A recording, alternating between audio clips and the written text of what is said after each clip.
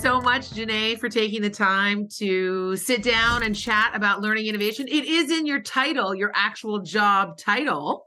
So I couldn't think of anyone better to have a conversation about what's going on in the world at this moment in education. Absolutely. I am more than happy and beyond excited to chat about all things innovation, especially in the education space. Well, I always like to start where you started because hmm education is a really interesting field to be in as a professional because we all experience it as a child and as an adolescent and as a young adult. So when you think back to your first experience, like your first memories in education, elementary school, what did you gravitate to the educational environment? Did you feel like education was fun? Did you dread going to school, or were you like me, like that total nerd who didn't like summer vacation and always wanted to go back to school? Okay. So I did love school. However, I was very athletic, so I was always drawn to that really drove me to go to school.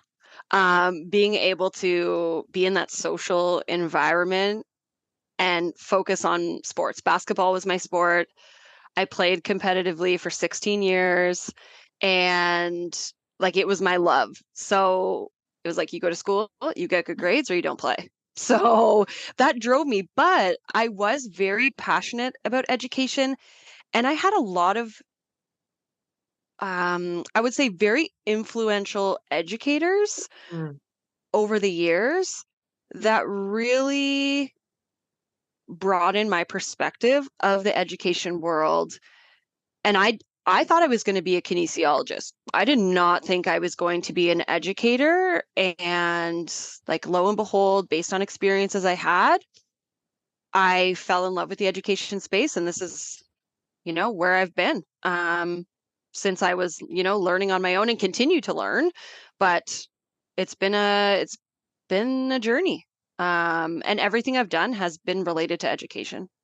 When you think about those educators, and it tends to be hmm a narrative I hear a lot, a theme where it's like, I wasn't interested necessarily in being an educator, but then there were these educators I was hmm exposed to that Yes. that kind of opened my eyes to the power of what it means to be an educator. If I was to ask you to give me adjectives, like describe at that age, at that younger age of maybe elementary, secondary school, when you're going through education, these educators that you had around you, describe what it was about them that was so powerful for you. They were what?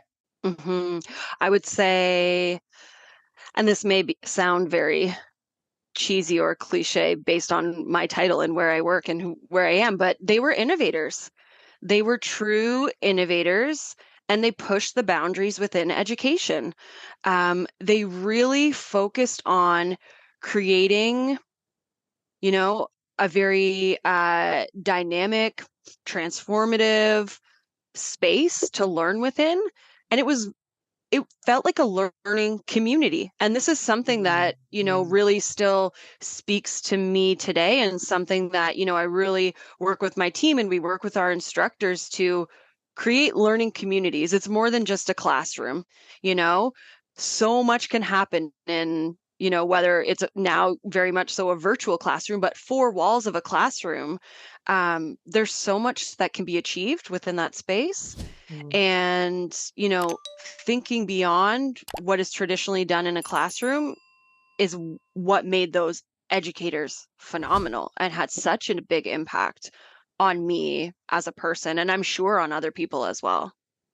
And we'll pull on these threads in the current context as well. Like, hmm what does boundary pushing look like now, right? What does Yeah. building community look like now? But I hmm want to touch on the kind of past to present of the context in which you work as well, continuing education. hmm So Yes. when I was younger, I don't know about you, but and this could have totally been obviously just my perspective at the time. Like continuing education, my parents, my aunts, my uncles, or any sort of adults I had around me were not taking a variety of courses. No. They had a job, and they were in their job, and they kept their job for until they retired, and then they got a pension, and then like there were people around me, adults in the 80s, 90s that were, highly interested in learning, hmm self-taught, reading books, maybe Mhm. doing a distance ed course where they're learning about a subject matter that's particularly interesting to them.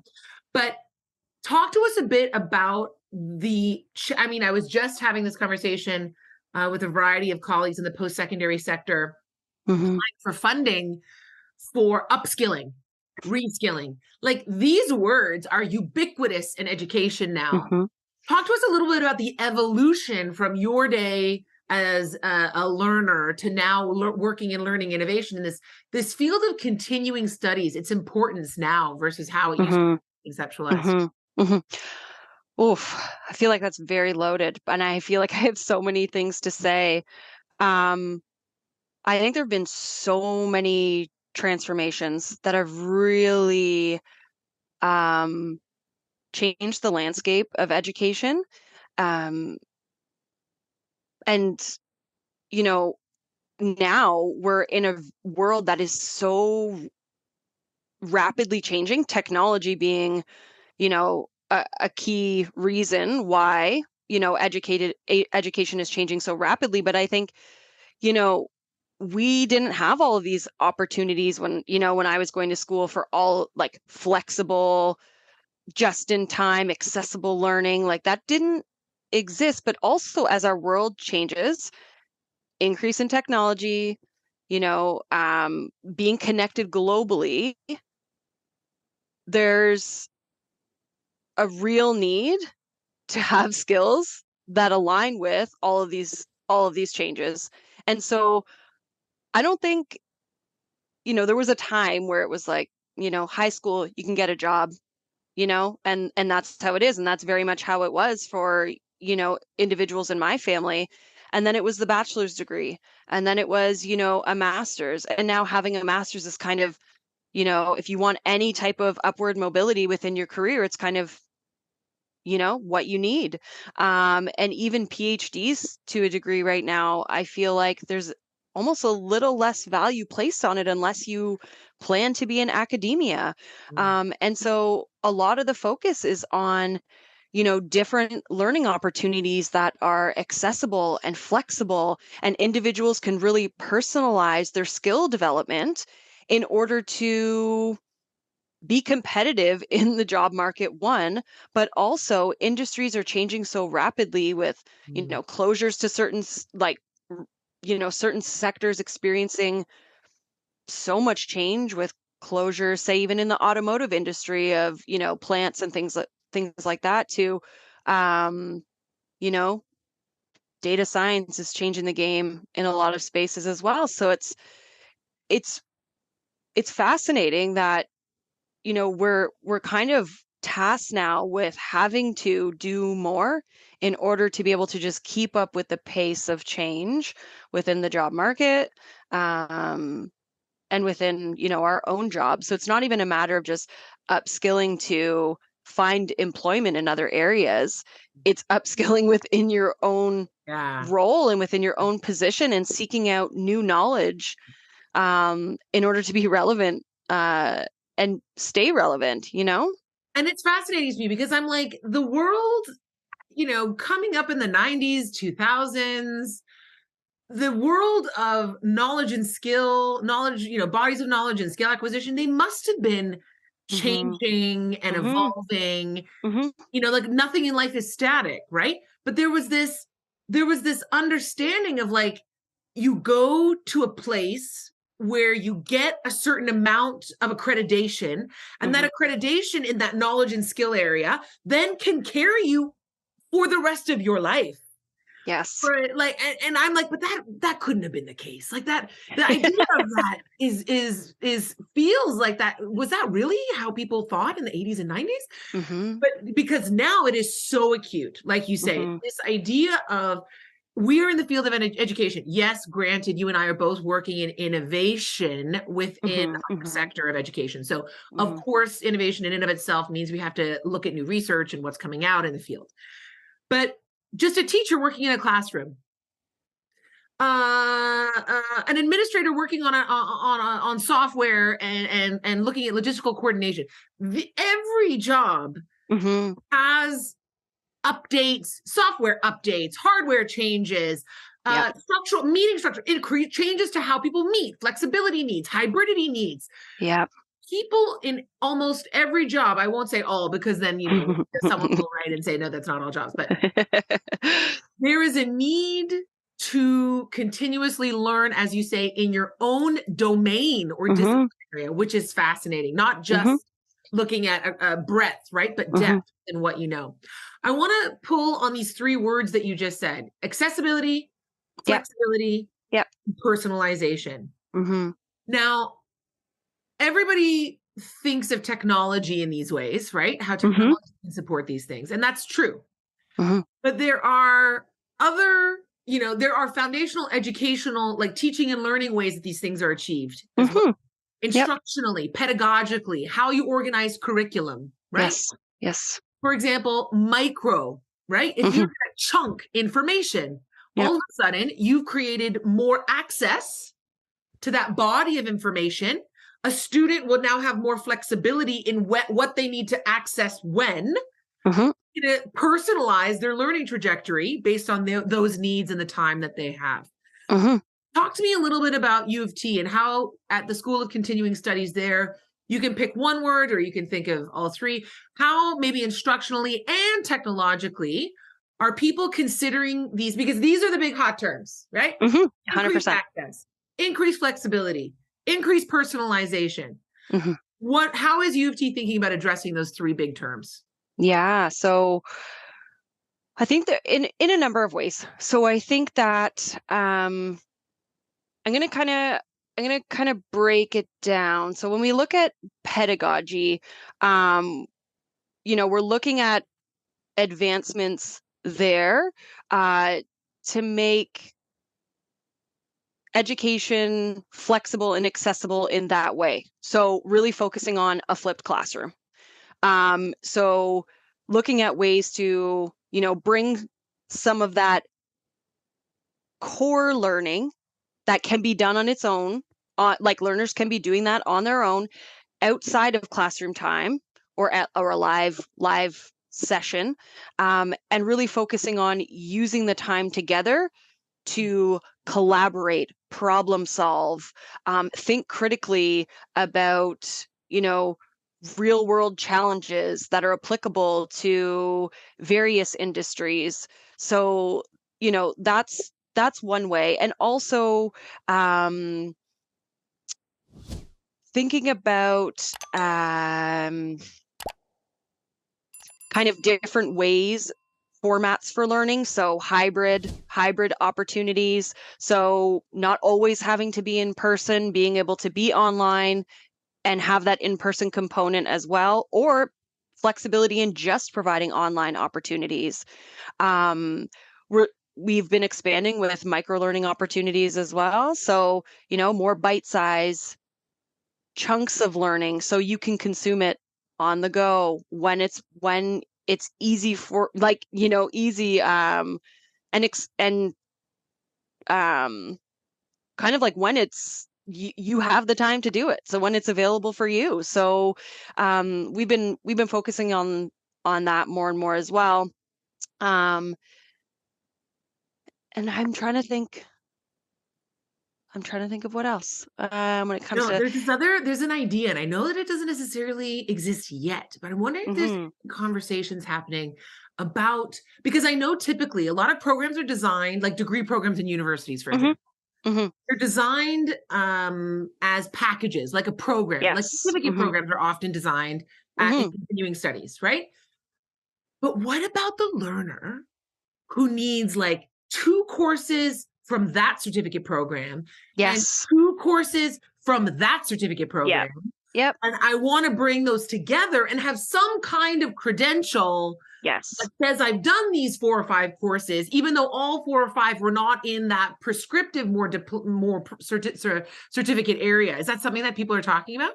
Yes, 100%. So creating interdisciplinary certificates that, an individual can complete. So say you are, you work in IT, but you want a little bit of project management, a little bit of business analysis, a little bit of data science. You can bundle those courses together to create a certificate, an interdisciplinary certificate for yourself that will focus on the skills and competencies that you want to achieve to help you be successful in your own professional life. Yeah, amazing. Because I really do Yeah. think the word, some institutions are using this kind of like Renaissance graduate, Yeah. interdisciplinary, transdisciplinary. I do really feel that that level of personalization within an Yeah. individual course, it makes a lot of sense. But then at the level of a program or an overall certification or larger credential, it's really great to be able to have that flexibility. Two other areas that I'm curious about, which are big topics again in this idea of one, instructionally, and two, content wise. I'll start with content, is this idea of socio-emotional skill sets. So Mm. we tend to, a lot in continuing studies as well as we do in the regular domain areas of university, we tend to look at subject matter expertise, right? Mm-hmm. So we look at having courses that are labeled data science, Mm-hmm. but that data scientist is ultimately going to have to present their findings in front of a group. They're going to have to collaborate with other data scientists to solve a problem potentially. Mm-hmm. Work with people who are not data scientists, but maybe finance people or marketing people. So how are you thinking about integrating socio-emotional learning? I mean, ultimately there could be a module, and then as part of that interdisciplinary certificate, they could take, a community, like a Toastmasters Yeah. course, and include it in that kind of interdisciplinary certificate. But are you thinking of embedding it in every course, or how are we thinking about those critical kind of like empathy, communication, people skills? Mm-hmm. I think it's a real shift, if I'm honest, to how we teach and the way that we teach content. And we have been, my team, my learning innovation team, we've been working tirelessly to, shift the mindset and perspective of instructors to start to think about how important and critical these skills are in the workplace. So we talk about having, continuing education courses that are going to help you within your industry, but if you don't have those core skills, how are you going to ensure success for these people? And so we've been talking more and more about the way that we, you know, use assessments, like creating authentic assessments, collaborative learning, creating opportunities for individuals to work together, um, to really practice and apply those types of skills, because it's a miss. And we're doing them a disservice by not thinking about that and including that within the classroom, or within learning communities. So it's definitely something that's on our radar. It's something that we've been, working on. Um, but for us as well, it really comes down to how we support our instructors and that Mm, instructor professional development, and creating, an awareness there so that they're starting to shift their mindset by us empowering them and providing them with the knowledge of, what is needed within learning communities and mm. what our learners are looking for. Um, and so I think it's almost like a culture shift, but it's us creating that culture and allowing, you know, or how do I want to say that? um yeah, like just creating this culture in this space to be able to have these conversations and start to do the work. Yeah, and I think you're really right that it is there's a lot of it that's pedagogical, that Mhm. by the nature by which you ask individuals to interact with information and ideas Mhm. can support the development of those skills. And the Mhm. flip side of it, which you've already mentioned, which was that instructional question I wanted to ask you, around flexibility and personalization, and this idea of socio-emotional skill integration, is assessment. Now, I'm Yes. an assessment geek, and Janay knows I'm an Me assessment too. We've talked about geek. We love authentic it. assessment. Everything comes down to how you define and measure success, everybody. And I always use the example, like if I'm gonna, you're doing it all the time. People think assessment is, that we don't do it. Oh, I'm not assessing things. I'm like, you always have success You criteria and you are continuously measuring against it. If I said to myself that a good boyfriend is one who does the dishes before they go to sleep, I'm looking at that sink before I go to sleep and I'm Yeah. like, are there dishes in there? C- for you. No. Yeah. Um, but assessment is one of these places like spaces and places where I'm really trying to get flexible and interesting about how do Mhm. you potentially get students to demonstrate skills, and especially and how could you ask them to demonstrate skills that include both content knowledge Mhm. and some of these softer skills. I dislike calling them softer, as you know, but Yeah. these other kind of people communicative skills. Mhm. And of course, technology. So Yes. could technology serve as an asset in providing more flexibility in our assessment spaces, a little bit more room for personalization? Mhm. Because a lot of people see it as a barrier, right? Like it's so hard to do authentic Mhm. assessments in the online Mhm. space. Yeah. Where's been the thinking around that for you and your team? I think it's all in the setup. It's totally possible to do authentic assessment online. I think technology is viewed as this barrier, but there's so much opportunity there to connect people. And I think we see it as something that is like this daunting task to, you know, create assessments and how could people possibly engage online in ways that are meaningful? It is possible. We use, in some of our courses, case studies where you have people working in small groups to really evaluate real world problems, and be able to apply their learning in that setting, having them do it together. And I know sometimes, people are like, oh, group work. But when you get into it, and if you set it up in the right way, you create that culture and you create that environment, individuals are willing to participate and you get a lot out of it. Um, and so I don't know. There's so much thinking around it, and I think we almost create the our own barriers for or limitations for how we can do assessment. Um, and to me, it's like technology is only helping us to be able to connect people, be able to use other applications and tools to integrate within a learning experience to make it more engaging, dynamic, and come up with new ways to have learners apply, their knowledge. And we're gonna zoom out in a minute. I'm gonna zoom you out to Mhm. this transformation because you're talking about really important things like Mhm. mindsets, Mhm. cultural shifts, Mhm. and transformation in the industry. And I want Mhm. to zoom us out to that level. I just have one more question at this kind of microcosmic, more practically teaching and Mhm. learning level, which takes us back to those two qualifiers of those educators that you had as a child, Mm. where they pushed boundaries Mhm. and they cultivated community.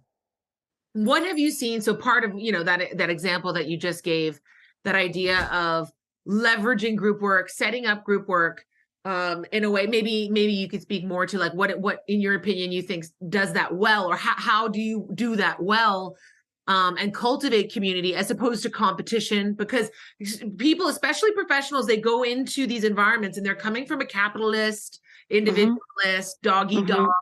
kind of a mindset in a lot of our cultural spaces. Mhm. So then we put them in these group collaborative spaces, and ultimately they think of their grades. Mhm. And they're like, well, I'm going to pick up the slack. There's always, because it is true in any social environment, there are hierarchical, there are roles and responsibilities, there's different personalities. So there's the one who doesn't do what they are supposed to do. There's the one who does more than they're Mhm. supposed to do, and so on and so forth. But how are you seeing educators now in the context of the world we live in now versus when you were a child doing these things well? What does pushing boundaries mean now in education to you, do you think, as a teacher? What does community and building community mean now? Mhm. I think pushing boundaries is I have so many thoughts. Trying to like streamline. It's good to have too many rather than too few today. I think it's don't teach the way that you've been taught. I feel like we're really still, although we've talked about this like time and time again, you know, don't be the sage on the stage. I know this has been said a million times, but it's so true. Like, empower your students to lead the learning, And so that's one key thing is don't don't lecture to people. Mhm. We We can still sit use there. that word. Can you believe we still I use know. the word lecture? I know, but it's so many people still think in that way and think that that is the right way to teach. And I know I should, be wary of saying this because I work for an institution and, it's very much still a part of undergraduate and graduate studies. Um, but for several years I've been in this continuing education space and, we have opportunities to really push boundaries and, you know, teach in new ways or teach in different ways. And so I think that, you know, letting learners lead, like just basic, like let learners lead, let them bring their experiences into the learning space, listen to them, allow them to share, use those as opportunities for learning, have them, do teach backs, you know, just be able create a space where people can share openly and because that's not always the case.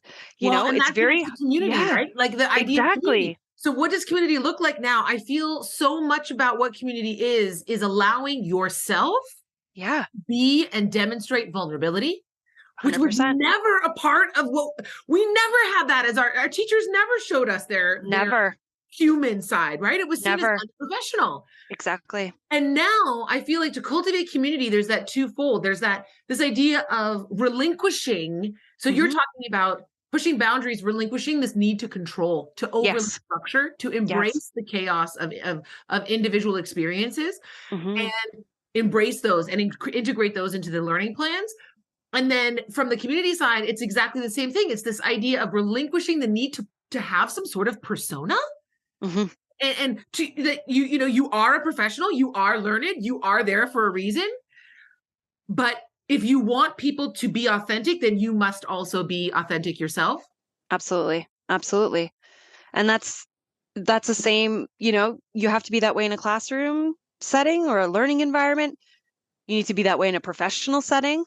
I think we create these barriers that don't need to be there. And I think they actually create more challenges than good. By not allowing the space to be an open, collaborative space of learning. Um, yeah, I could not agree more. I think, you know, we get in these positions sometimes. I think even, potentially as like an instructor and there's this real like feeling of being the one that has to lead and it's hard to let go of that, but that's when magic happens. That's when, learning can really flourish and when people feel empowered to be able to contribute to a space and give back, and learn from others. So much can come from that and like the best learning happens in those spaces. That's just part one of this exciting conversation, my friends. Click on part two and continue with us on this important journey we like to call the education revolution.